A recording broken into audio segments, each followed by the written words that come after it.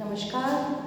जैसा कि आप सबको पता है, हमारा निराला कृत राम की शक्ति पूजा का अध्ययन सुचारू रूप से चल रहा है, जिसके कुछ पदों का अध्ययन हम आज अपनी कक्षा में करेंगे। निज सहज रूप में संयत हो जानकी प्राण, बोले आया ना समझ में यह देवी विधान। आपने अब तक की कक्षा में पढ़ा था कि राम रावण की विजय को देख करके रावण के प्रति शक्ति की जो सहायता है उसे देख करके आहत हो रहे थे, संशय से युक्त हो रहे थे। वे जो पूरी सभा, जो वानर सेना है, भालू सेना है, जो उनके सारे मित्रगण थे, जो उनके साथ बैठे थे, उनसे राम बोले कि मुझे संयत यानी कि स्वयं को नियंत्रित करते हुए जानकी प्राण अर्थात सीता जी के जिनमें प्राण बसे हैं, कौन? श्री राम बोले कि आया ना समझ में यह देवी विधान, कि मुझे देवी का यह विधान समझ में नहीं आया। विधान से तात्पर्य है मुझे देवी की यह नीति, यह रणनीति समझ नहीं आई। रावण अधर्मरत भी अपना और मैं हुआ अपर, अर्थात वह रावण जो अधर्म के रास्ते पर चल रहा है, जो अधर्म के कार्य कर रहा है, अधर्मी होकर के भी वह देवी का पराया है, और मैं धर्म के रास्ते पर चलने वाला भी उनके लिए पराया कैसे हो गया। मुझे यह देवी का विधान समझ नहीं आया। यह रहा शक्ति का खेल समर शंकर शंकर, अर्थात यह युद्ध में जो भी कुछ हो रहा था वह केवल शक्ति का ही खेल था। क्योंकि शक्ति रावण की सहायता कर रही थी, जिसके कारण राम के द्वारा किए गए जितने भी प्रयास थे, जितने भी तीर छोड़े गए थे, उन सबको देवी ने निष्फल कर दिया था। उनको रावण को आहत करने नहीं दिया था। इसलिए वो कह रहे हैं कि मुझे देवी का यह विधान समझ नहीं आया है। कर्ता में योजित बार बार शर्मिकर निषिद्ध हो सकती, जिनसे यह संस्कृति संपूर्ण विजित। मैं अपने तीरों को बार बार संभाल करके प्रयास कर रहा हूँ। वे तीर जिनसे मैं पूरी पृथ्वी को, जिनसे मैं पूरी सृष्टि को अधर्म से मुक्त कर सकता हूँ, मैं पापियों का नाश कर सकता हूँ, वे सारे तीर आज मेरे निष्फल हो रहे थे। जो तेज पुंज सृष्टि की रक्षा का विचार है, जिनमें निहित पतन घातक संस्कृति अपार, कि ऐसे तीर जिनके अंदर तेज समाया हुआ है, जिनके अंदर इस संसार की, इस सृष्टि की रक्षा का विचार समाहित है, जिनमें निहित है पतन घातक संस्कृति अपार, और जिनके अंदर इस संस्कृति का नाश करने वालों से बचाने की ताकत है। शत शुद्धि बोध सूक्ष्माति सूक्ष्म मन का विवेक, जिनमें है छात्र धर्म का व्रत पूर्ण अभिषेक। शत शुद्धि यानी कि जिनके अंदर 100% पवित्रता है, जिनके अंदर मन का सूक्ष्म से सूक्ष्म ज्ञान इन वाणों में समाहित है, जिनमें है छात्र धर्म का धृत पूर्ण अभिषेक, और जिनके अंदर क्षत्रिय धर्म को निभाने वाला ऐसा पूर्ण अभिषेक यानी पूर्ण रूप से जिनके अंदर यह शक्ति समाहित है। जो हुए प्रजापतियों से संयम से रक्षित, वे शर हो गए आज मन में श्रीहत खंडित। कि वे तीर जिनके अंदर विभिन्न प्रकार के प्रजापति, अर्थात जिन्होंने प्रजापतियों को अपने संयम से सुरक्षित रखा है। प्रजापति अर्थात इस संसार को संभालने वाले जितने भी राजा हैं, उन सबकी उसने रक्षा की है, संयम से रक्षित है। वे शर, वे बाण आज युद्ध में श्रीहत हो गए, खंडित हो गए। क्यों? क्योंकि शक्ति ने रावण की सहायता की और मेरे तीरों को निष्फल कर दिया। देखा है महाशक्ति रावण को लिए अंक, लांछन को ले जैसे शशांक नभ में अशंक। मैंने देखा था कि जो महाशक्ति है वह रावण को अपने गोद में लिए हुई थी, अर्थात युद्ध के समय जब युद्ध चल रहा था, तो जब रावण को मारने के लिए तीर छोड़ रहे थे, तो उन्हें जो एक भीमाकार मूर्ति दिखती है, वो बताते हैं कि मुझे क्या दिखा कि जो महाशक्ति है उसने भीमाकार रूप धारण किया हुआ है और रावण को अपनी गोद में बिठा रखा है, एक बालक के समान।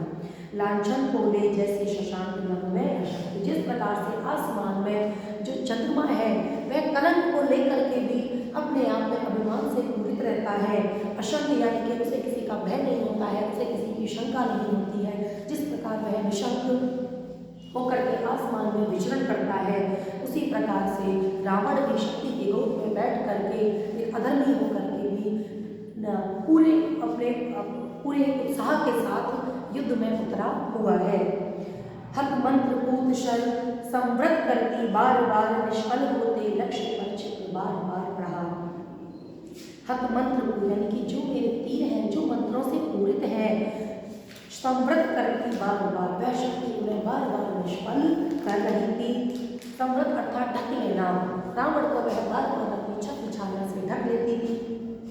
निष्फल होते लक्ष्य पर क्षिप्र बार पर वार, और जो उनका रावण रूपी जो लक्ष्य था उसके ऊपर उनके तीर नहीं पहुंच पा रहे थे, बार बार वे निष्फल होकर के नीचे गिर रहे थे। विचलित लग कपि दल क्रुद्ध युद्ध को मैं ज्यों ज्यों की झक झक झलकती वहनी वामा के द्रग त्यों त्यों, कि जितने भी जब जब जो कपिदल थे क्रोधित होकर के युद्ध करते थे उतना ही झक झक मुझे वामा यानी कि शक्ति, स्त्री को कहते हैं जो शक्ति है, उसके नेत्रों में मुझे अग्नि प्रज्वलित होती दिखाई देती थी। पश्चात देखने लगी मुझे बंध गए हस्त, फिर खिंचा ना धनु मुक्त ज्यों बंधा मैं हुआ रस्त। फिर मैंने देखा कि मेरे दोनों हाथ बंध गए थे, अर्थात मैं चाह करके भी कुछ नहीं कर पा रहा था। फिर खिंचा ना धनु, फिर मैं धनुष को खींच नहीं पाया और मैं अपने आप को बंधा हुआ महसूस कर रहा था। इसलिए मैं युद्ध में परेशान था और आज भी कहीं ना कहीं वही संशय राम के हृदय को खिला रहा है। कह हुए भानु कुलभूषण महामौन क्षण भर, बोले विश्वस्त कंठ से जाम्बवन रघुवर। कह हुए भानु कुलभूषण यानी कि सूर्यवंशी राम क्षण भर के लिए मौन हो गए।